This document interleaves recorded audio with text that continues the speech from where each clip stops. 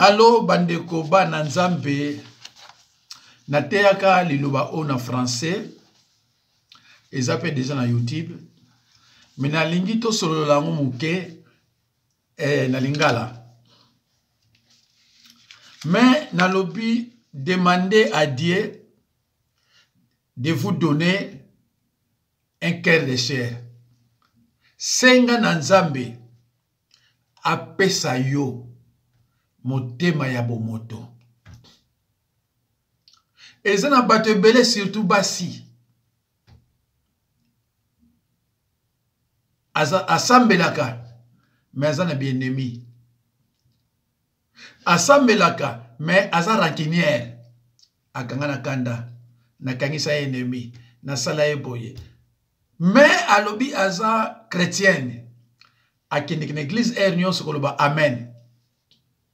Ba mosusu kutu. Je parle surtout des femmes, hein? Parce que moi, si je suis kangi do kanda, c'est fini. Même si je kangi do kanda, yo za musali nzambe, osali saye, mais c'est fini. Bande konanga. Soki Jésus-Christ atiaki mwasi na makambo nzambe te. Il faut raisonner dans moi. Jésus-Christ a tia mwasi na makambo nzambe te. Mais yo olingo koma musala nzambe ndeni. Yo olingo koma pasteur ndenge nini euti wapi? Parce que Jésus-Christ ko atia mwasi na makambo nzambe te. Oh bino noti na bino mibale mbale Marie de Magdala accompagner bango. Même ko accompagner pamba, Jésus-Christ a longola atia mwasi na makambo nzambe te. Il faut qu'on nous voyez pourquoi. Basi, biso photo te ya bango. Ba mikolo baloba, éduquer une femme, c'est éduquer une nation. Ba mikolo ha. Balobi mwasi atonga ramboka te. Oyepe na Bible awa Jésus-Christ a zui ata mwasi mokote. Mais yo komi pasteur ya Jésus-Christ ndeni. Parce que muto yo zolobela. Azwa ne mwasi te. Je crois que je dois avoir aussi une petite nièce à moi. Mais parce que j'ai dit la vérité, bah consacrer le pasteur. Mais parce que moi j'ai dit la vérité que moi si, à cause de la pasteurité. Même si on appelle bonjour, à répondre à Tengabi, et voilà mon thème à moi si. Voilà mon thème à moi si. Même bonjour, parce que j'ai dit la vérité. Alors que azania songa lingi mingi on a lingi pena mingi mais avant de répondre ngaité parce que ngana lobby vérité que Jésus-Christ a joie mon douté à la pasteur pour Jésus-Christ même pour évangéliste pour Jésus-Christ mais ce que zo yenanga ko inanga à cause ya vérité na comment que logo moko awa mais na yebite sur na tiango wapi à cause de la vérité. Et ça a été, batu beli ba yilinga. Kaka pour la vérité. Jésus-Christ dans Jean, si je ne me trompe pas, 10, 45 ou 8, 45. Azor bango clairement, mais bozo yinanga parce que nga zala kati la vérité. Ndeko nanga, soko zala kati la vérité, bako linga yote. Mais ngana aidé yo, na lobi na yo ke verset moko na Bible. Bazo consacré au pasteur sikoyo. Mais ngaza pasteur depuis combien de temps? Verset moko ezate oyo bazo bake mwasi akoki ko sera pasteur. Soko moninga na lobi mabe na kosi, oloka ngila kanda, pesa nga verset o ezoloba ke mwasi akoki sera pasteur na église. Et ngana ko expliquer yo na pesa yo interprétation verset wana oyo yo ba interpréter yo mabe okomi fanatique parce que ba kosi yo. Okomi fanatique parce que ba kosi yo. Parce que la moi c'est salakate. Aza soki mosala nzama moi c'est salaki et ngana ko za Marie de Magdala. Parce que Marie de Magdala a ko accompagner partout Jésus-Christ a ko enseigner après sa délivrance. Partout Jésus-Christ a ko enseigner ba disciples, elle était là. Mais attends mokolo moko te Jésus Christ abai na ye accompagner bango bazoko no teya yo po teya et le côté. Donc nous avons Marie de Magdala kutu ba privé ki yango mais yo siko kutu mona ki Jésus Christ était. Marie de Magdala mona ki Jésus Christ mais yo mona ki Jésus Christ était. Mais au komeli pasteur ndengenini. On ne sert pas Dieu en dehors de sa volonté. Mais qu'est-ce que vous ne comprenez pas? On ne sert pas Dieu en dehors de sa volonté. Non! Si vous avez un péché, na lobi bonjour, na sekinga bien, tala. Yo mtoninga obenga pasteur avec un tel comportement. Tala cœur, tala motema ya mwasi. Déjà ba consacrer pasteur, mais tala motema ya mwasi. Oyo akoko prêcher votre parole. Nga iso lo binanga ki verset bo izate. Nga lo kangilo ennemi po yo le vérité. Même si on kosinga, na lo kangilo voilà mbali. Yangwana biso mto délivraka, muto aboye même batie pasteur ko délivrer ote. Parce que asa déjà rakinière. Asa déjà makambo na kati motema na ye. Et makambo ne ko memena lifelo. Yo pasteur ko ba lifelo. Bande bonanga. Eza na basi mususu, na parler na basi. Eza na basi mususu. Likambo eza mukeboye. Hein? Et tala ayebi te ndenge ni babo makamoto. Pourquoi? Parce que esprit moko ya mabe za nzoto na ye. Esprit wana esaka ndenge ni o monde exploser. Pouah! Allez, miso bimi a community ndoki, apandi ko koma, apandi ko luba, apandi ko koma. Tita mu esprit wana ko lemba allez a community ndoki. Mais esprit wana zalaka ya souvent ya sorcellerie. Souvent ya sorcellerie te eza esprit moko ya mabe ezaka na kati nzoto na yo, il faut se repentir pour elongwa. Il faut se repartir pour l'ongwa. Mutu oya zana cœur de chair. Abomagamoto. Ah papa, ezandingo kanisite. Te ezandingo na te. Les démarches sont en cours. Les kambo sili. Bino mi bali bozo mona pasi na basi bozo balaka. Vraiment bozo mona pasi.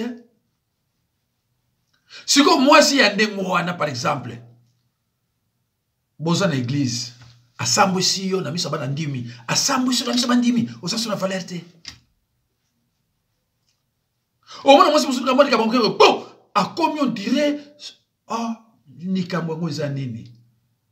Au moins ata mususu abandiko kanga bandoki. Abandiko kanga bandoki. Abandiko kanga bandoki. Pourquoi? Parce qu'il y a un esprit mauvais dans son corps. Il faut le faire partir. Il faut chasser cet esprit. Mais pour chasser cet esprit, il faut d'abord passer par la confession des péchés, suivi d'une repentance sincère. Bandeko, totangana nous, dans Ézéchiel 36, 26. J'ai lu au nom de Jésus-Christ. Je vous donnerai un cœur nouveau. Nakope sabino mitema yasika. Et je mettrai en vous un esprit nouveau. Pe nakotia bino makanisi yasika. J'ôterai de votre corps les cœurs de pierre. Nakolongola bino mitema ya libanga. Pe nakopesa bino mitema ya bomoto. Soki eloko wana ozala na nzoto. Ozana na cœur de cherté. Ce qu'on a rancunière. Oza rancunier, yoza mibale za rare. Mais ce qu'on a rancunier, en tout cas, je suis pasteur. Comment on a mibale ba rancunier? Na habité. Na habité na ko c'était le nani hein. Mais basi ya ba rancunier, kaka tout de suite na ko c'était même 10. Tout de suite, moi siko bokoza na ye bien dengenini. Jour comme on likamo ekloshika. Ka, c'est fini hein. C'est fini. Mais mon bal, les bocaux allaient n'en comment il closer mon bar, mon lobby, mon wengani. Les camarades aussi. Mais moi, c'était.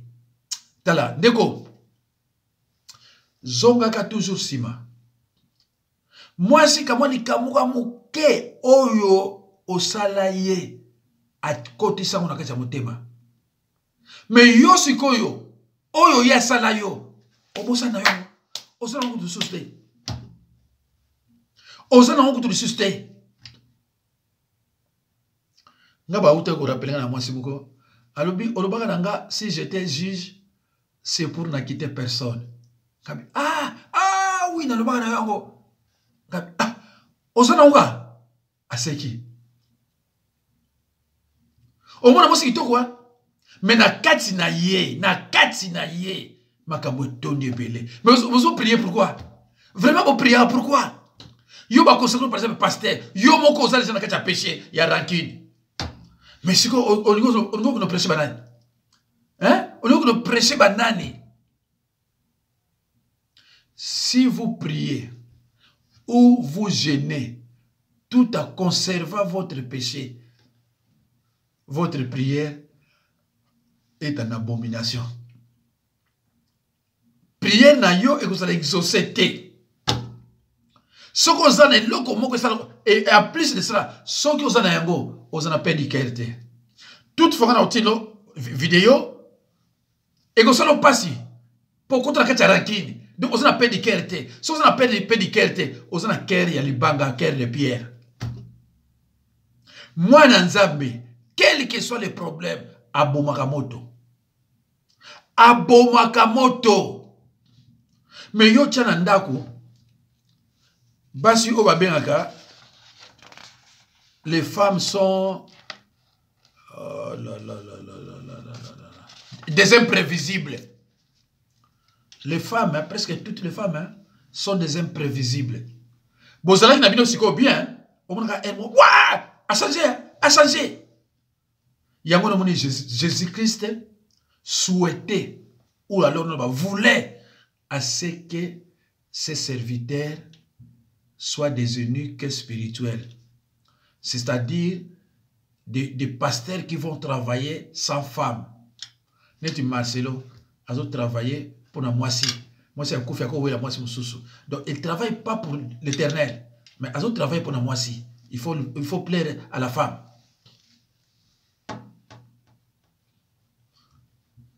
Bandeko. Bandeko. Senga na nzambe longolo mutema wana. Tango yoza ingrat, surtout ingrat, et même pas le félon. Et des faux serviteurs de Dieu, bah prêchera toujours impudicité. Mais ma souma c'est belé, bandi minanga, mi connaît autour les gars, n'expliquer pas ma souma belé, oye comme on a le félon. Ingratitude, et comme on a le félon. Manque d'amour du prochain, et comme on a le félon.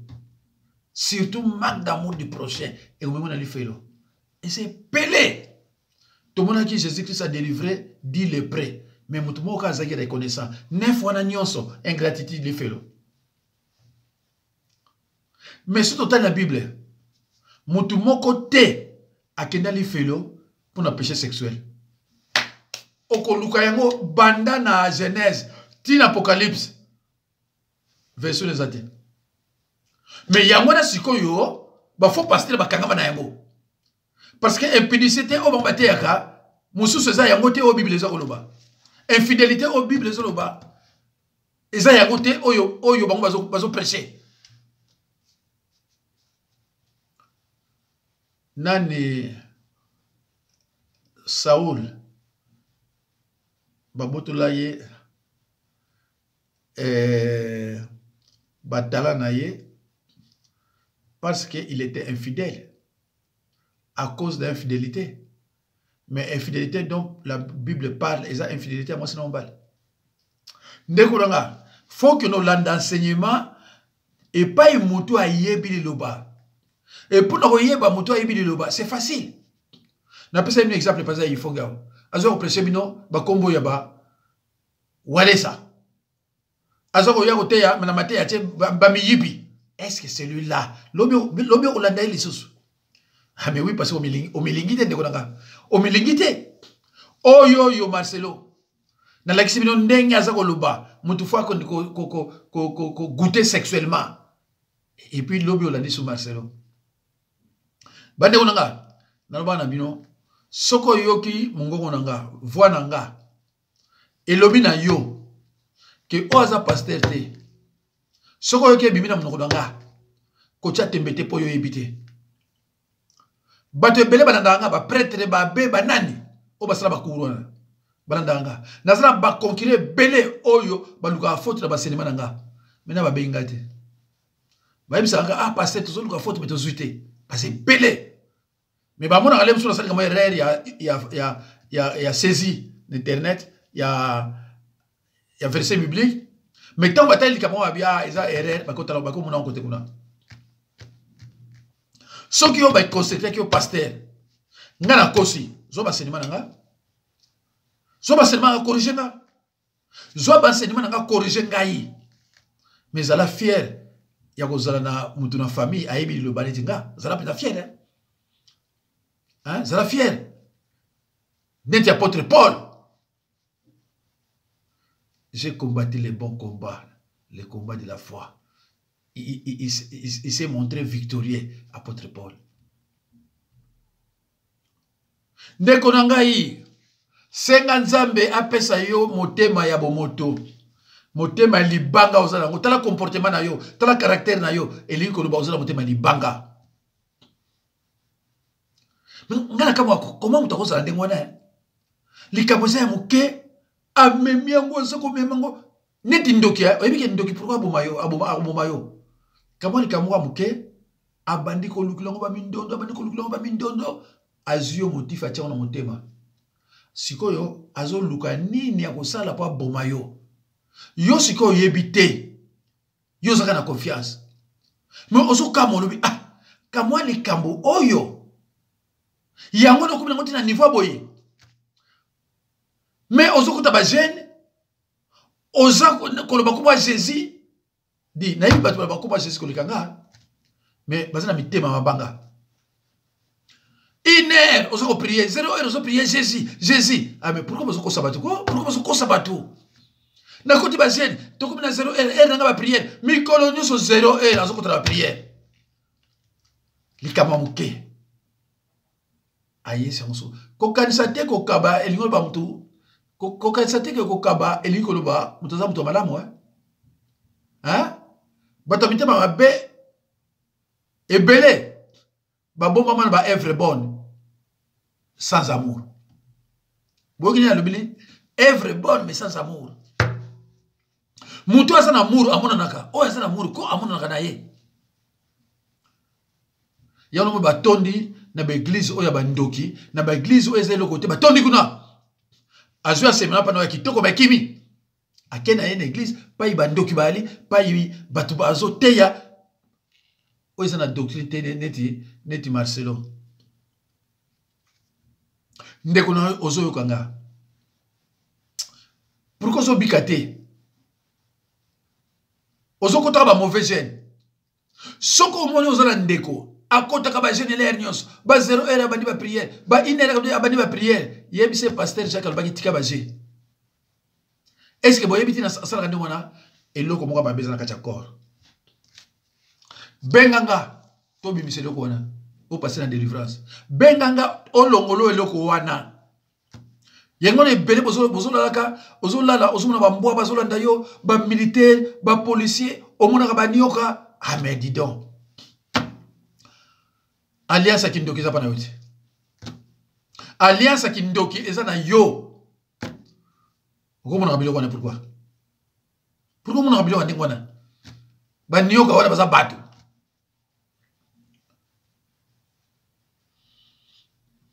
Bandeko, nalobaki la plupart des femmes sont des imprévisibles. Yo siko pasteur, obali mwasi oza imprévisible. Hein? Obali mwasi oyo likama muke ayana munene bozo na église. Osambwe. C'est pour cela que ceux qui ont su Bible n'ont pas osé. Autant que dans Actes des Apôtres 28, 30 à 31. Boko yoka Paul, hein? Paul azolo banini, hein? Nakozo wanata ngila binongo.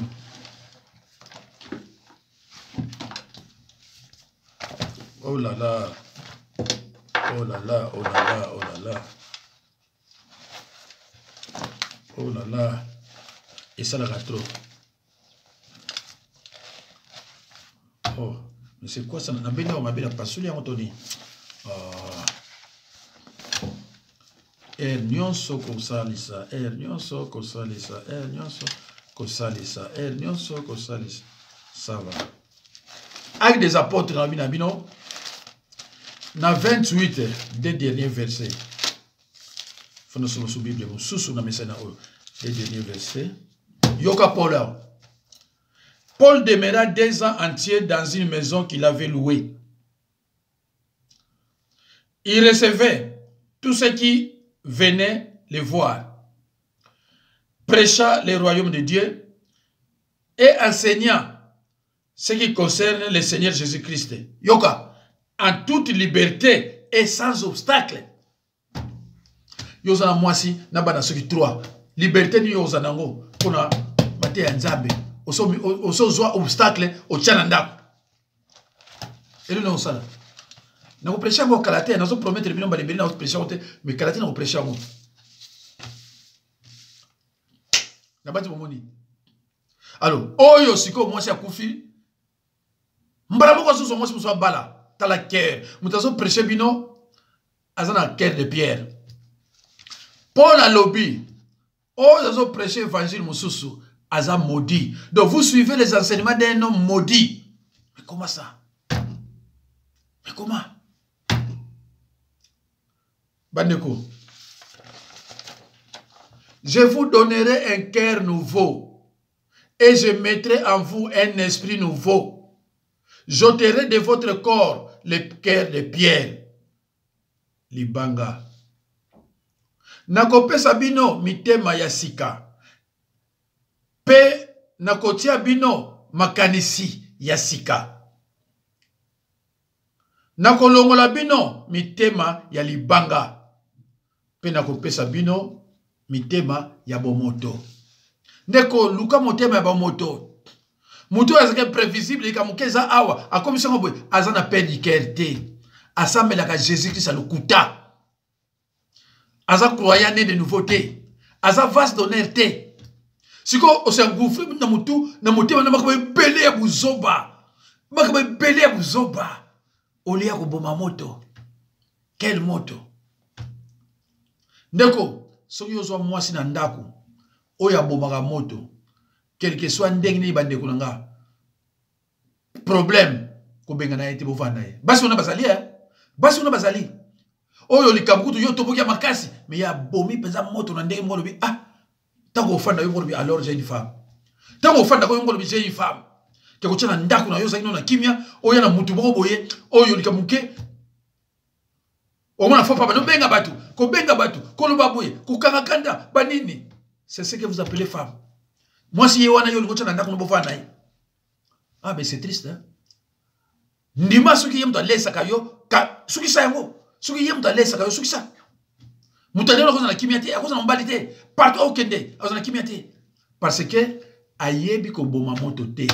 Motema ya mbindo, motema ya libanga obazolo bawana eza neni motema ya mbindo ozana kati na yo.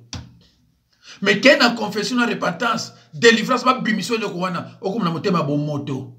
Sinon te aucune église ba besoin ndoki. OK pas ibo ba besoin ndoki. Et loko on est d'accord na yo. Tant on sait avec ndoki, tant on sait na avec ndoki te, mais ça est ma bé.